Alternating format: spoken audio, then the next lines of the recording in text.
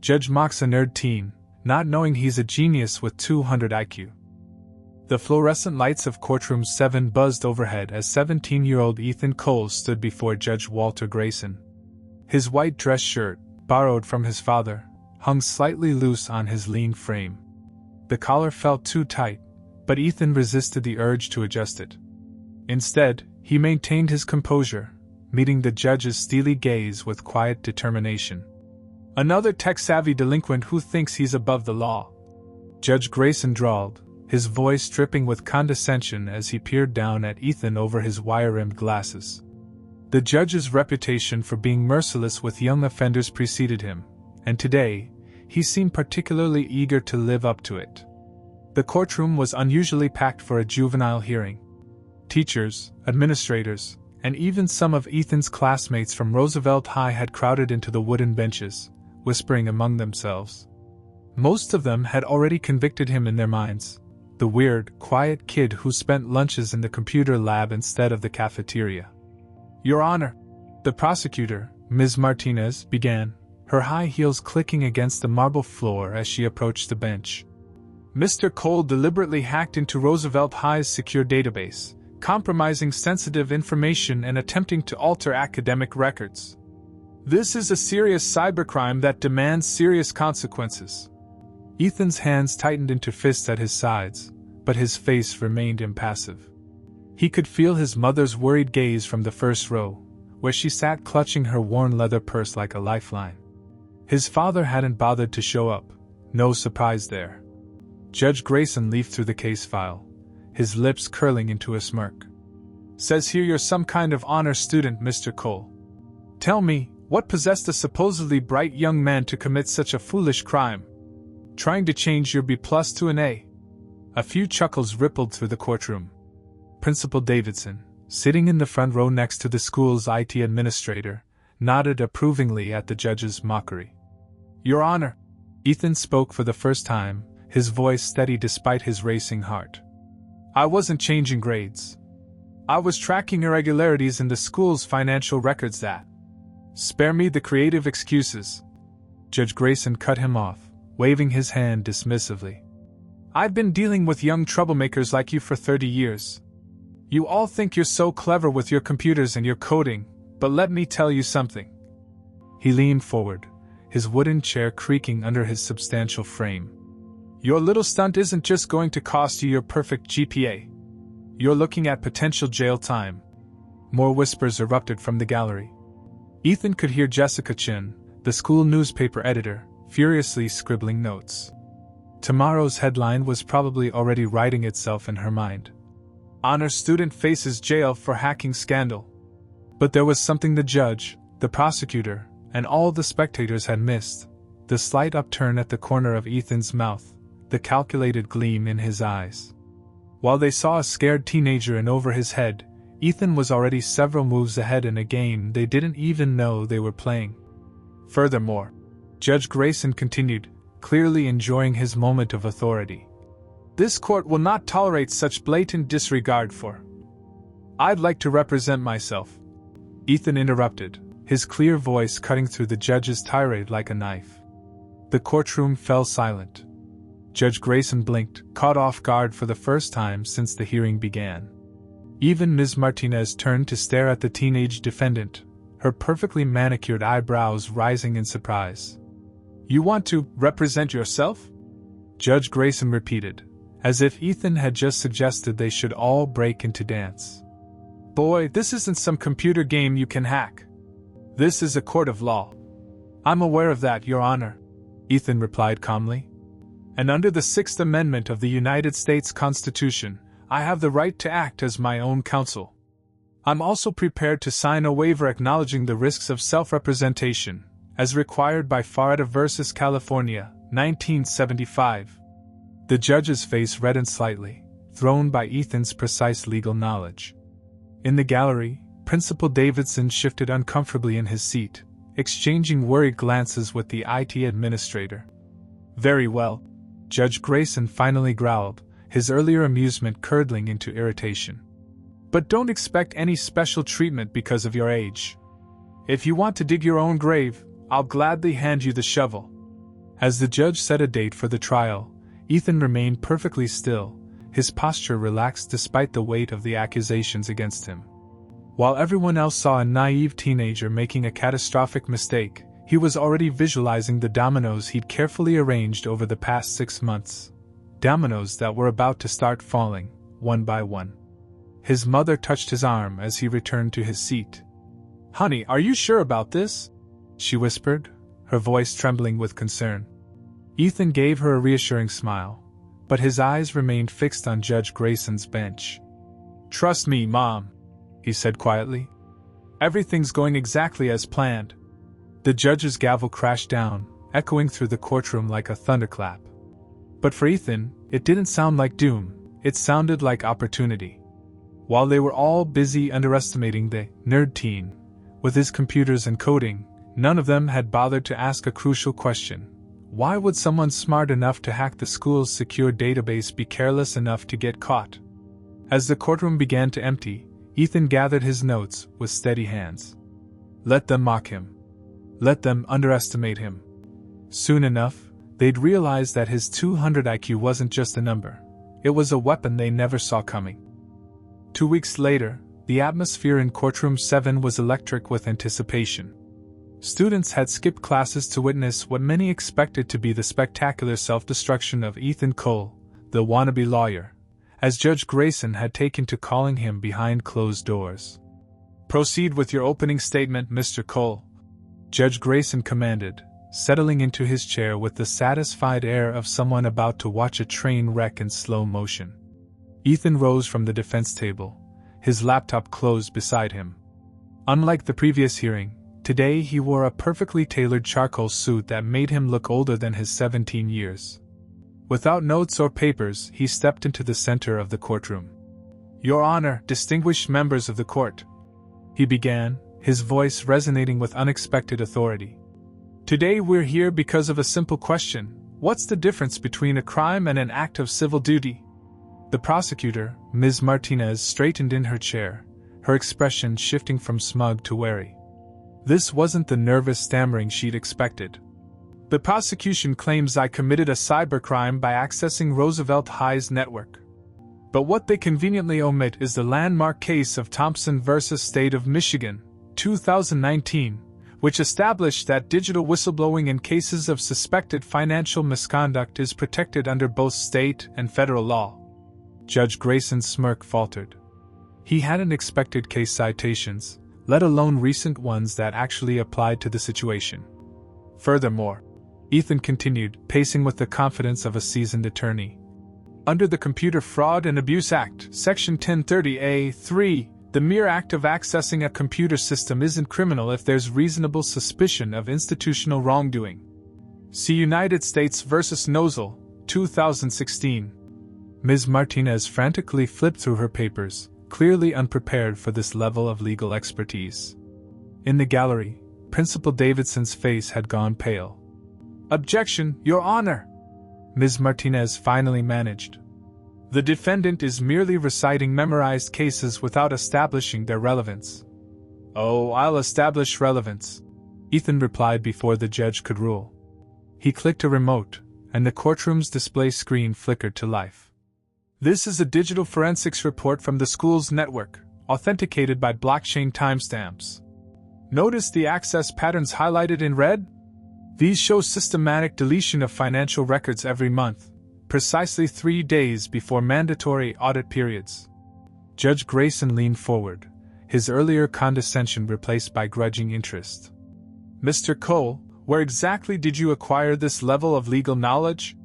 "Your Honor, while my peers were watching TikTok, I was participating in Harvard Law School's online symposiums on cyber law. I've spent the past year in discussion groups with federal judges and constitutional scholars. Would you like me to cite my correspondence with Justice Elena Thompson regarding digital privacy rights?" A murmur rippled through the courtroom. Even Ethan's mother looked stunned. She'd had no idea about her son's secret legal education.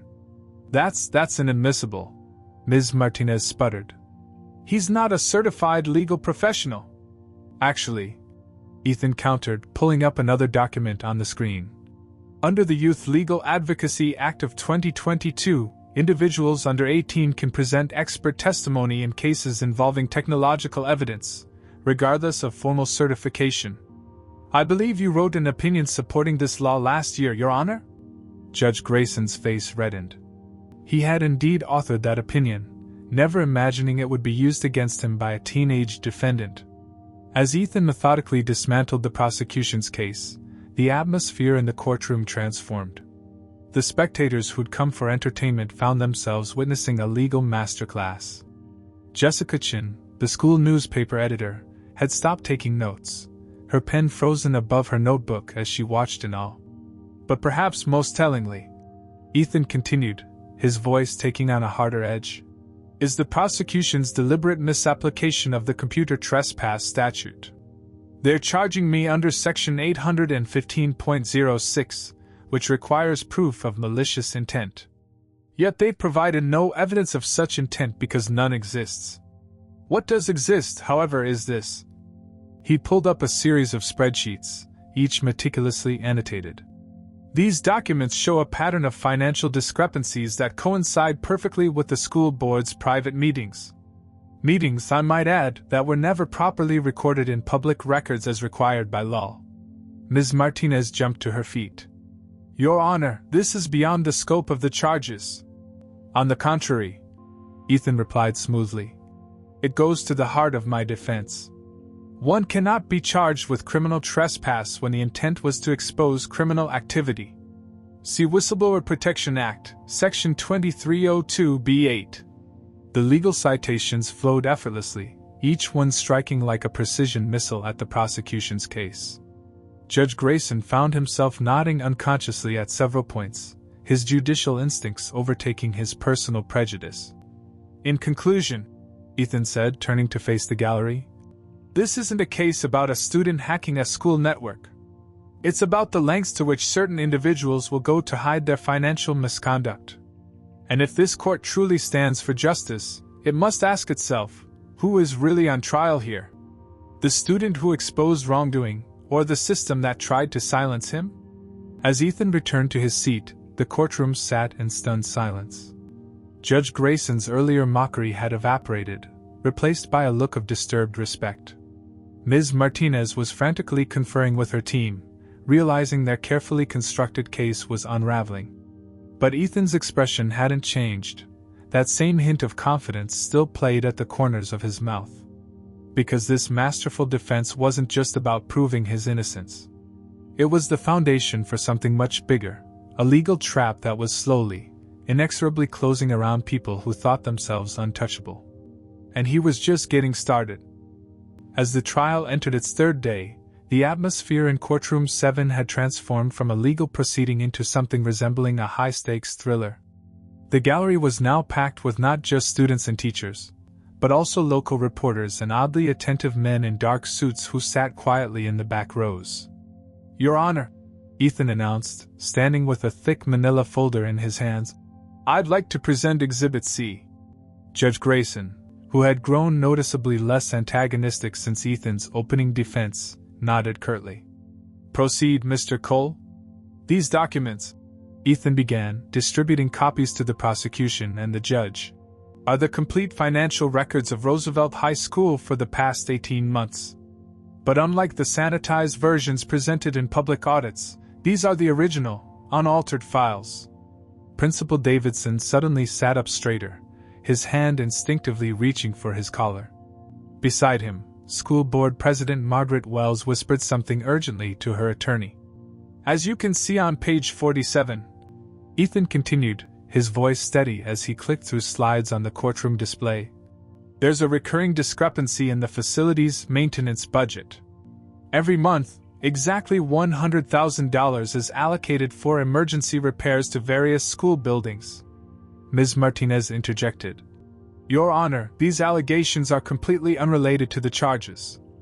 If you'll allow me to continue, Ethan pressed on, you'll see that these emergency repairs total $1.2 million over the past year. Yet when I cross-referenced these expenditures with city building permits and contractor records, I found something fascinating. He paused, clicking to the next slide. Not a single repair was ever actually performed. A gasp rippled through the courtroom. One of the suited men in the back row pulled out a phone and began typing rapidly. Furthermore, Ethan continued, pulling up a new document. I present Exhibit D, a series of invoices from Shell Corporation LLC, the supposed contractor for these repairs. Notice anything unusual about their business address? Judge Grayson leaned forward, squinting at the screen. It appears to be a vacant lot. Precisely, Your Honor. A vacant lot owned by none other than City Councilman James Hartford through his wife's real estate company. Ethan's words landed like bombs in the courtroom. Several heads turned toward the back of the room, where Councilman Hartford had been sitting quietly moments ago. His seat was now empty. Principal Davidson was now visibly sweating, his face ashen. School Board President Wells had stopped whispering to her lawyer and was staring straight ahead, her knuckles white as she gripped her designer handbag. But the Shell Company is just the beginning, Ethan said, his voice taking on an edge of controlled intensity. When I traced the money trail, I found something even more interesting. He pulled up a complex diagram of financial transfers. The funds didn't stop at Shell Corporation. They were immediately transferred through a series of offshore accounts before finally landing here. He circled a box on the diagram. In the development fund for the new Crown Heights luxury condos project. Judge Grayson's face twitched almost imperceptibly at the mention of Crown Heights. A project, I might add, Ethan continued, his eyes locked on the judge's face. That was fast-tracked through city zoning despite significant community opposition. The same project that mysteriously received all its permits in a single day, breaking a city record. The courtroom had grown so quiet you could hear the old heating system creaking in the walls. The men in dark suits were now taking notes, their expressions grimly focused. Objection! Ms. Martinez practically shouted, jumping to her feet. This is pure speculation and character assassination. Is it? Ethan replied calmly, producing another document. This is a notarized affidavit from Maria Gonzalez, former bookkeeper for Roosevelt High. She details exactly how she was instructed to create fake invoices and alter financial records. She names names, dates, and amounts. She also explains why she was suddenly transferred to a different school district last month, with a significant and unexplained pay increase. School Board President Wells abruptly stood up and headed for the exit, but two of the suited men smoothly intercepted her before she could reach the door. One moment, Mrs. Wells, one of them said, holding up an FBI badge. We'd like to ask you a few questions. Chaos erupted in the courtroom. Principal Davidson attempted to follow Wells but was quickly detained as well. Reporters' cameras flashed, and the gallery erupted in excited chatter. Order! Order in the court! Judge Grayson thundered, banging his gavel. But his voice lacked its usual authority, and there was a slight tremor in his hand. Ethan remained perfectly calm in the center of the storm he'd created. Your Honor, I have barely scratched the surface. I haven't even gotten to the part about the private emails between certain members of the school board and local officials, discussing how to, and I quote, make the funding problem disappear. Judge Grayson's face had taken on an interesting shade of gray. Mr. Cole, he said, his voice hoarse, are you suggesting that this embezzlement scheme involves elected officials? Not suggesting, Your Honor. Proving. Ethan held up a USB drive. Everything is here. Every transaction, every email, every deleted document I recovered. Including some very interesting communications about the Crown Heights project that I think certain parties would prefer remain private. The judge's gavel slipped from his fingers, clattering on the bench. In the gallery, Ethan's mother watched with wide eyes as her son, the quiet boy who spent his weekends just studying, systematically exposed a corruption scheme that went far beyond anything anyone had imagined. But Ethan wasn't finished. As FBI agents continued to quietly detain various school officials and board members, he turned back to his laptop with a slight smile. The real bombshell was still to come, and Judge Grayson had no idea that his own connection to this web of corruption was about to be exposed. The dominoes were falling faster now, and the sound of their collapse was deafening. "Your Honor," Ethan said, standing calmly amidst the courthouse chaos that had erupted after the FBI's appearance. "I believe now would be a good time to introduce my colleagues." Judge Grayson, still visibly shaken by the previous revelations, furrowed his brow. "Colleagues? You claim to be representing yourself." "And I am," Ethan replied, gesturing toward his laptop. "But perhaps I should explain how a 17-year-old high school student acquired such comprehensive legal knowledge." He pressed a key, and the courtroom screen flickered to life, displaying a video conference grid. The faces that appeared made Judge Grayson's jaw drop. On screen were some of the most renowned legal experts in the country: Professor Sarah Chun from Harvard Law, former Supreme Court Clerk James Morrison, and celebrated civil rights attorney Marcus Thompson. "For the past year," Ethan continued, "I've been part of an elite online legal study group. These experts recognized my potential and took me under their wing. While everyone thought I was just another computer nerd playing video games in my room, I was actually attending virtual lectures on constitutional law and participating in mock trials with some of the finest legal minds in America."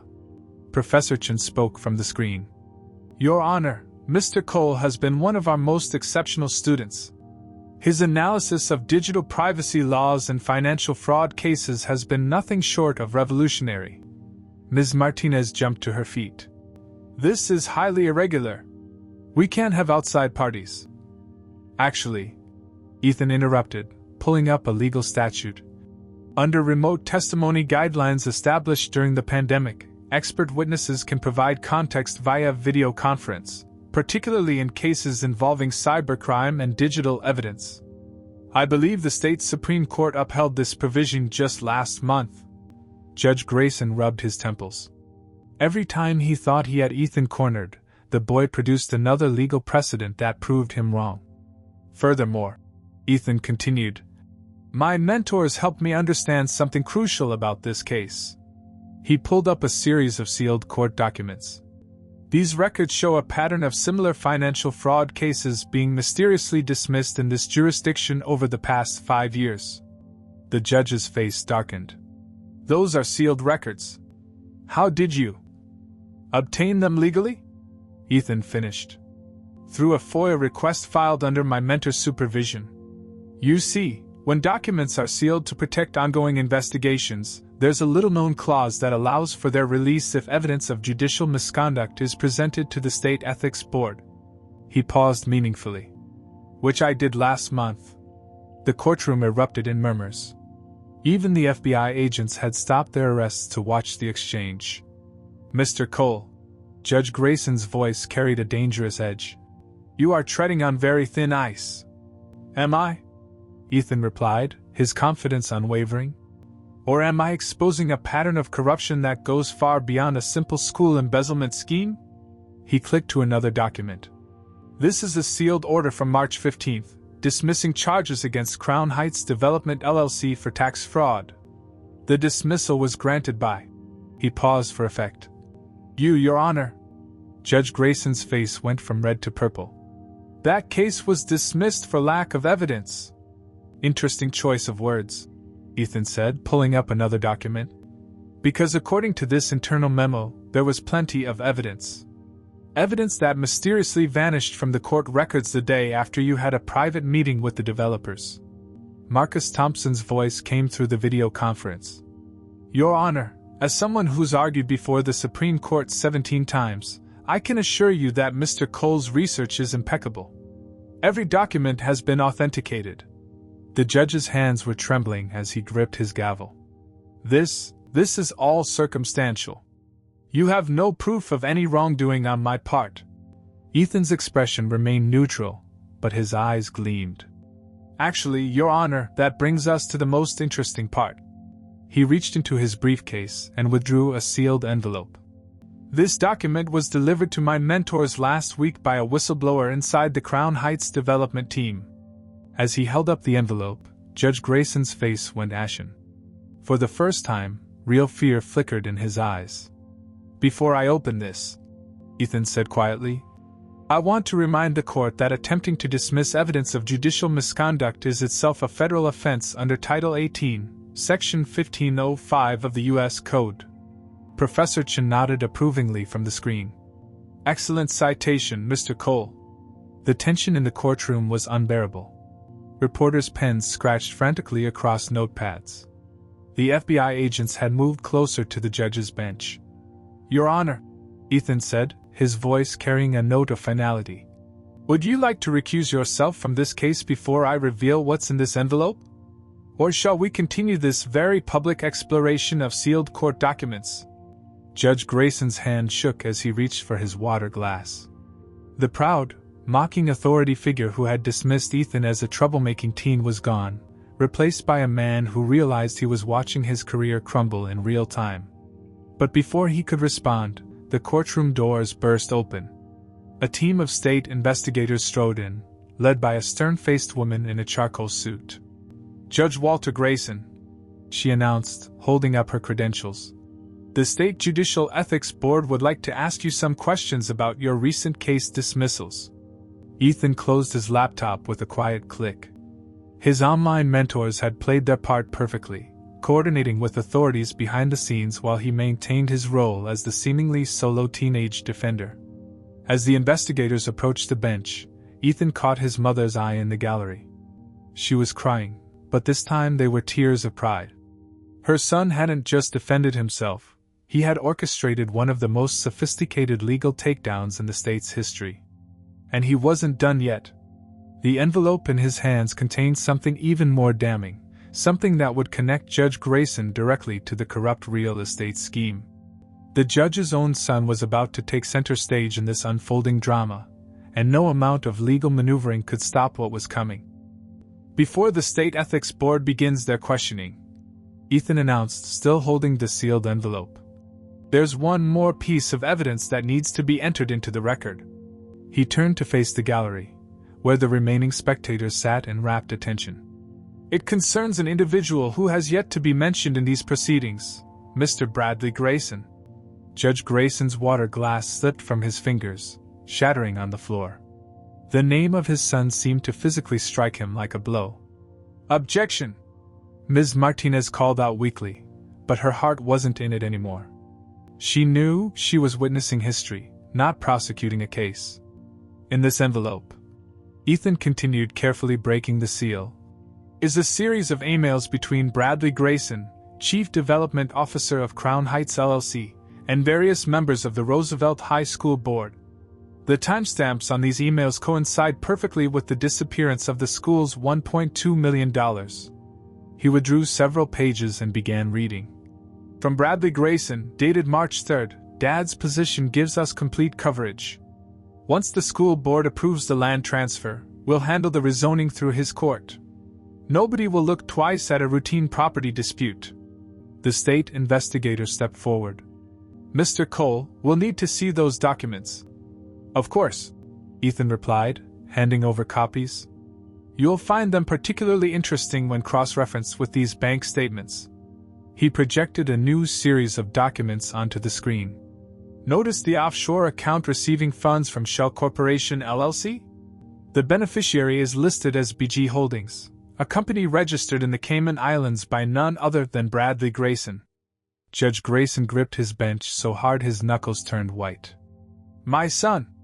Bradley has nothing to do with. Your son has everything to do with this, Your Honor. Ethan cut in, his voice sharp with controlled anger. He orchestrated the entire scheme. The school board would approve unnecessary renovations, the money would flow through Shell Corporation to offshore accounts, and then resurface as private investment in the Crown Heights development project. A project that needed your signature on multiple rezoning approvals to break ground. The FBI agents were now converging on a young man in an expensive suit who had been trying to quietly slip out the back of the courtroom. Bradley Grayson, his father's confident smirk nowhere to be seen, raised his hands in surrender. But wait, Ethan said, turning back to his laptop.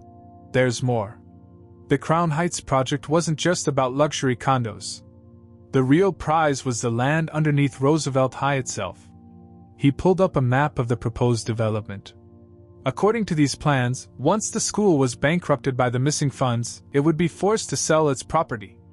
Crown Heights LLC would swoop in, purchase the land at a fraction of its value, and turn it into the centerpiece of their development. The courtroom erupted in outrage. Several teachers burst into tears, finally understanding why their supply requests had been denied all year while invisible renovations drained the school's accounts. "Your Honor," Ethan said, turning back to face Judge Grayson, "you once mocked me for being a tech-savvy delinquent.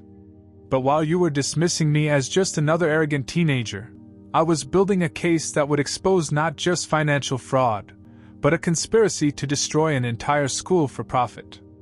A conspiracy that reached all the way to your own family." Judge Grayson seemed to age decades in moments, his facade of judicial authority crumbling as he watched his son being handcuffed. I didn't know the full extent." "Didn't you?" Ethan challenged, producing one final document.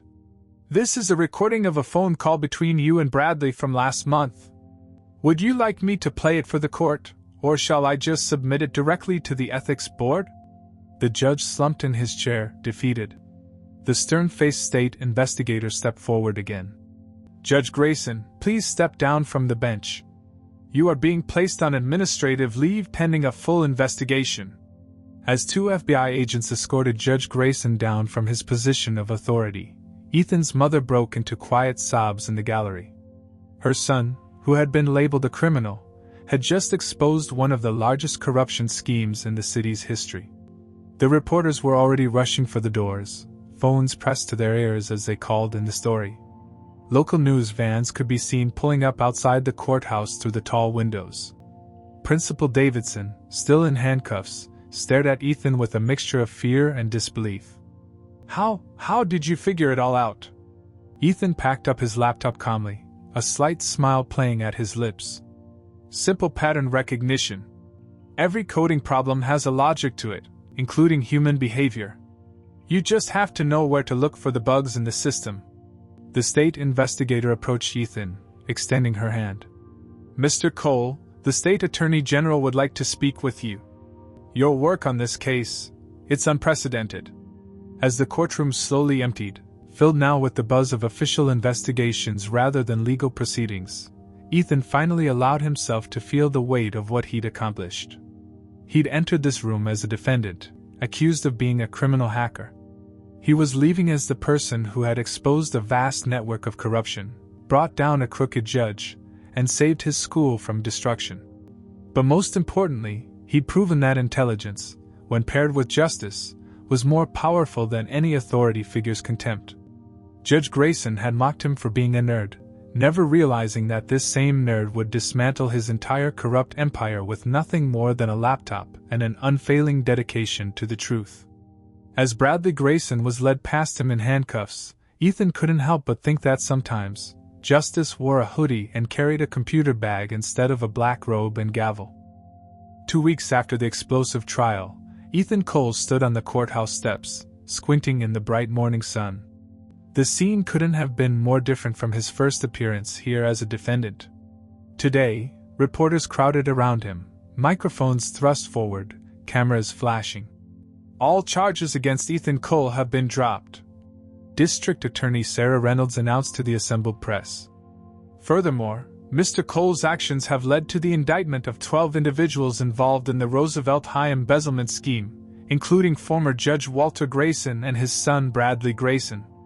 Ethan, now wearing a perfectly tailored navy suit, a gift from his online mentor Professor Chin, stood quietly as the DA continued detailing the impact of his investigation.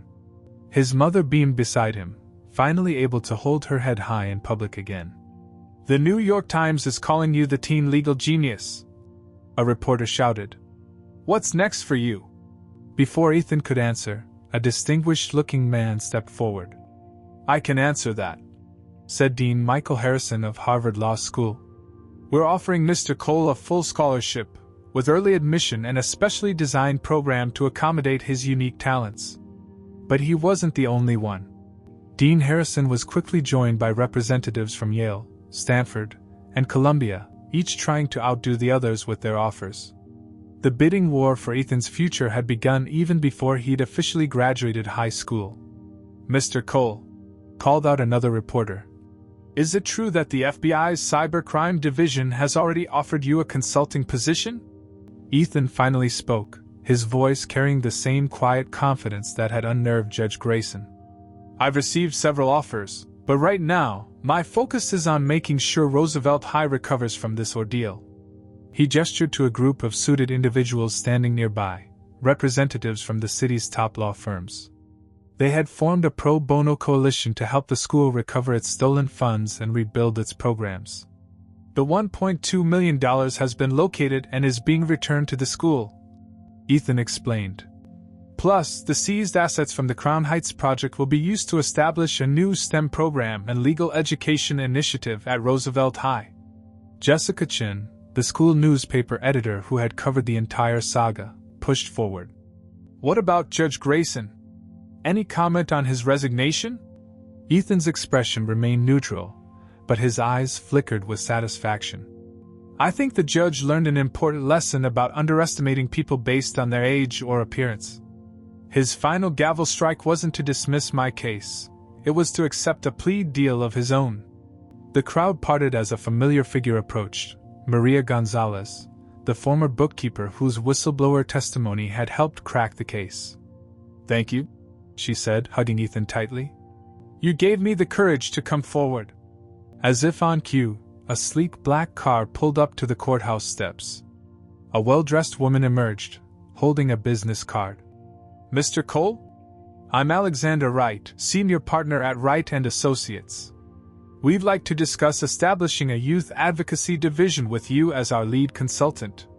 Ethan's mother dabbed at her eyes with a tissue. Just months ago, she had been worried about her antisocial son spending too much time with computers. Now he was being hailed as a legal prodigy who had revolutionized the intersection of technology and justice. "One more question," a reporter called out. "What would you say to other young people who feel powerless against corruption?" Ethan paused, considering his words carefully. "Intelligence isn't just about IQ scores or test results. It's about seeing patterns others miss and having the courage to expose them. Sometimes the person society dismisses as a nerd or a troublemaker is actually the one who can see the truth most clearly." As the press conference wound down, Ethan's former principal, the new interim principal of Roosevelt High, approached him somewhat sheepishly.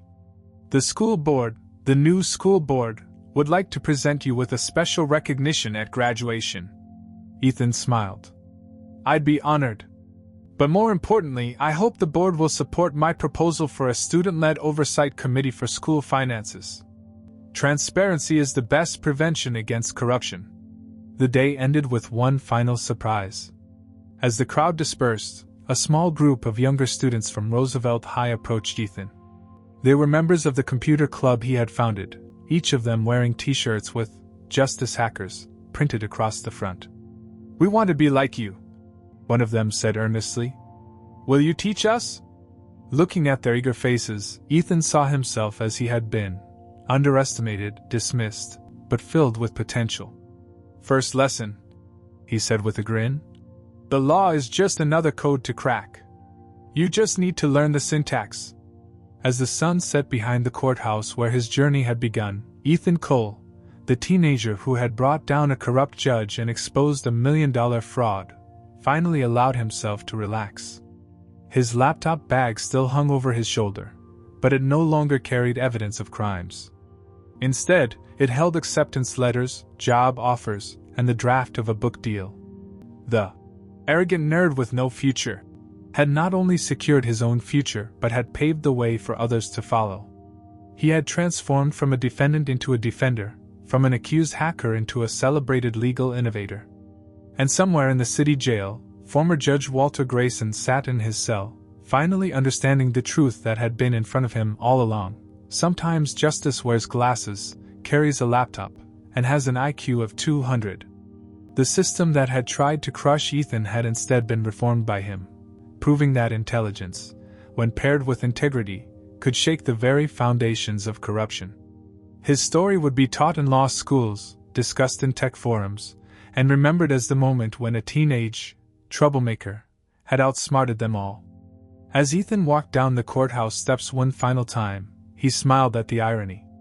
The judge had given him a metaphorical shovel to dig his own grave, never realizing that Ethan would use it to unearth the truth instead.